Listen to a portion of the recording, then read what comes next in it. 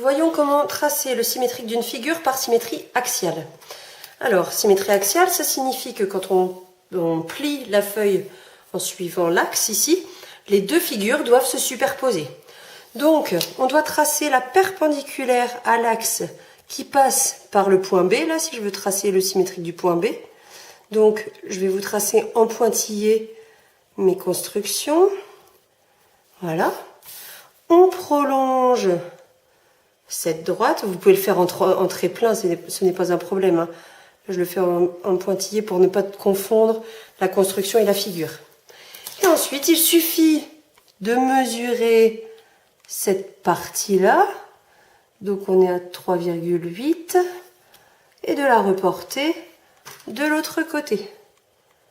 Et là, j'ai le symétrique du point B. Donc, je vais l'appeler B'. On peut faire ça effectivement pour les 3 points. Donc, pour le point C aussi. Voilà. Je prolonge de l'autre côté. Je mesure 1,1. Hop. J'ai mon point C'.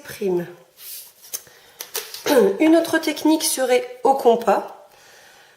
Je me place sur mon point A. Je prends un écartement suffisant pour pouvoir aller couper mon axe en 2 points. Donc ici et ici. Il va falloir que je prolonge mon axe pour avoir mon point d'intersection. Donc je prolonge mon axe et mon point d'intersection se trouve donc ici.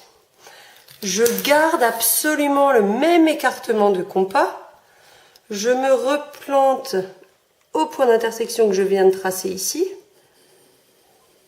Et puis, de même, avec le premier.